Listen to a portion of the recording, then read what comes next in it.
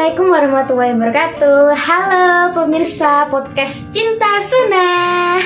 Kembali lagi dengan saya Fiska Ainun Aimah sebagai pembawa acara di acara podcast Cinta Sunnah. Oke, pada podcast kali ini ada materi yang sangat penting, sangat menarik untuk kita bahas ya. Yaitu temanya ialah Islam dan globalisasi. Oke, sebelum kita masuk ke materi, sebelumnya kita kedatangan tamu yang sangat kita tunggu-tunggu tentunya ya. Beliau adalah Mbak Kuni Uslifatul Jannah, mahasiswi UIN Salatiga. Beliau adalah rekan saya juga di kelas. Beliau sangat pintar dan sangat aktif di kelas tentunya, oke?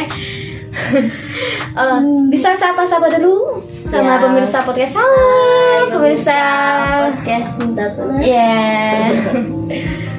Baik Mbak, kita langsung saja kita masuk ke pembahasannya ya. Berbicara tentang Islam dan globalisasi, tentunya kita kan sebagai pelajar nih ya, tahu dulu apa itu studi Islam gitu loh. Apa gitu loh Mbak, bisa dijelaskan?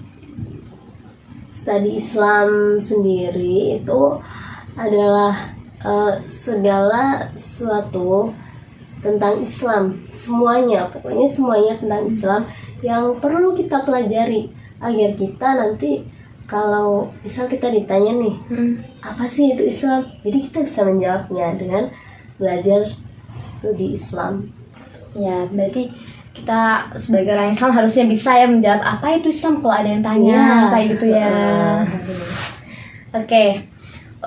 Setelah kita tahu apa arti dari studi Islam sendiri itu ya Mbak. Nah, lalu apa yang diketahui, apa maksud dari Islam dan globalisasi itu sendiri? Mungkin saya bicara soal globalisasi dulu ya. Iya, boleh. Globalisasi itu suatu perubahan yang ditandai dengan tersebarnya ilmu pengetahuan dan juga kebudayaan di suatu tempat ke tempat yang lain, sehingga jarak antar tempat itu atau negara itu atau daerah itu menjadi tidak jelas. Begitu globalisasi. Dan untuk Islam sendiri itu kan agama, Islam itu agama rahmatan lil alamin yang sangat relevan di setiap tempat, waktu. Jadi di era globalisasi ini Islam menjadi agama yang tetap relevan. Seperti itu. Oke, baik. Sangat cerdas sekali jawaban dari Mbak Kuni ini ya, pemirsa. Oke guys, selanjutnya yaitu apakah globalisasi itu bisa dianggap atau bahkan dicurigai sebagai pemaksaan budaya, Mbak? Hal itu tentu saja bisa, karena globalisasi ini jadi di era ini iklan-iklan jadi lebih mudah, iklan budaya tempat lain itu mudah kita terima, sehingga bahkan kadang ada yang itu disebut dengan ya istilah ngetren. Jadi dengan kita globalisasi itu kan dengan ditandai juga dengan internet, dengan kita mengakses internet, kita jadi tahu hal-hal yang sedang ngetren di dunia itu. Jadi dan kita juga orang-orang cenderung juga mengikuti tren-tren itu, dan hal itu pun jadi seragam. Jadi globalisasi ini tentu saja bisa disebut sebagai penseragaman budaya gitu. Begitu. Globalisasi bisa disebut sebagai seragaman budaya. Baik. Oke. Dan itu sifatnya juga ya agak memaksa, karena kan kita dipaksa melihat iklan-iklan itu gitu secara nggak langsung. Iya, bener sih, emang secara tidak langsung kita udah menonton iklan-iklannya juga ya. Apa yang lagi ngetren pasti muncul di iklan. Iya, pastinya ya. Apalagi udah zaman sekarang gitu ya, Mbak ya. Iya. Ya. Oke, baik. Selanjutnya, bagaimana respon Muslim terhadap globalisasi itu sendiri, Mbak? Respon masyarakat, terutama masyarakat Muslim, Ya. itu ada dua. Yang pertama respon positif atau optimis terhadap globalisasi, dan kedua itu negatif atau kritis terhadap globalisasi. Yang pertama yang positif atau optimis terhadap globalisasi ini, mereka mendukung adanya globalisasi karena mereka memandang globalisasi ini sebagai peluang untuk mendakwahkan Islam agar Islam semakin tersebar ke Seluruh berbagai dunia tempat. gitu ya. Seluruh dunia. Dan yang kedua itu sebagai Yang negatif. Responnya negatif. Mereka menganggap globalisasi ini sebagai ancaman. Karena yang tadi itu juga karena ngetren itu, mereka khawatir budaya-budaya keislaman ini bisa tergeser dengan budaya yang tren. Contohnya kayak ya tergeser sama budaya-budaya barat gitu ya. Contohnya kayak pakaian, Ya. gitu kan. Tuh. Itu juga udah kita sudah kemasukan kayak gitu ya. Ya seperti itu. Ya, semoga kita dilindungi terus. Ya kaum yang pesimis dengan globalisasi ini atau respon negatif itu kebanyakan yang kalau yang agak keras itu Ya. yang masih tradisional sekali atau bahkan yang radikal. Mereka kan sangat keras terhadap peraturan-peraturan Islam. Baik. Oke, Mbak. Jawabannya sangatlah memukau kita. Oke, guys. Kita lanjut saja ya. Globalisasi itu tentunya berdampak yang sangat besar bagi umat muslim ya, Mbak ya.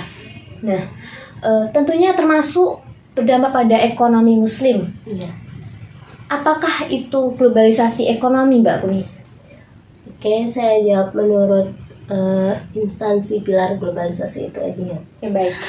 Jadi instansi pilar globalisasi itu ada dua, yaitu IMF. IMF itu International Monetary Fund, sama yang kedua itu Bank Dunia.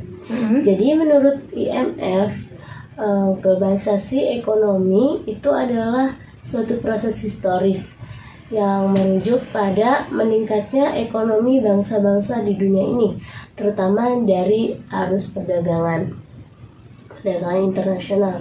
Dan yang kedua, menurut Bank Dunia, Ya. ekonomi globalisasi merupakan proses sharing kegiatan antar masyarakat di dunia, Ya. yaitu dengan tiga kegiatan, Apa saja itu? itu perdagangan dunia, investasi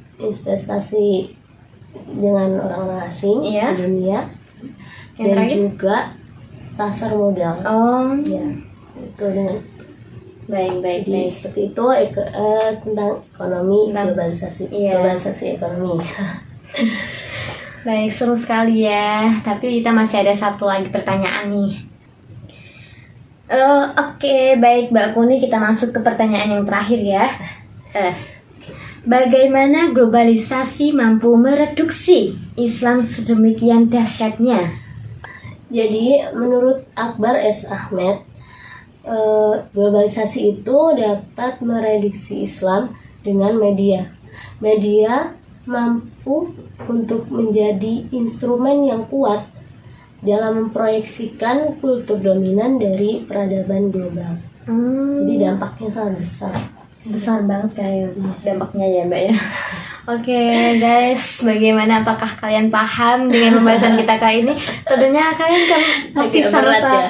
gregetan juga ya bahas kayak gini tuh menarik banget gitu ya Mbak ya, Islam globalisasi kayak gitu. Kan kita sudah memasuki Era mana ini, kita era lagi ini ya, menghadapi bagaimana kita sebagai ini remaja muslim, bagaimana sih kita harus menghadapi kayak gini gitu loh. Oke, baik.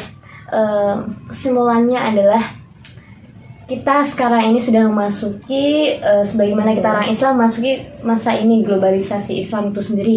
Bagaimana kita harus bisa menjaga diri sendiri maupun masyarakat terdekat kita atau siapapun. Kita gunakan globalisasi itu dengan yang positif. Ya, Tentunya bisa seperti memposting dakwah atau konten-konten seperti cinta sunnah. Iya, Oke. Dan tentunya jangan mau kalah sama yang negatif gitu ya, Mbak ya. Tren-tren itu. Jadi kan Islam tuh hal yang ngetren gitu. Iya. Biar semuanya pada berislam. Cinta sunnah. Oke. Baik, cukup sekian di acara podcast Cinta Sunnah. Oke, ayo Mbak, kita beri jargon mereka. Jargonnya apa nih? Cinta sunnah, sahih gitu. Cinta sunnah, sahih gitu. Oke. Oke. Cinta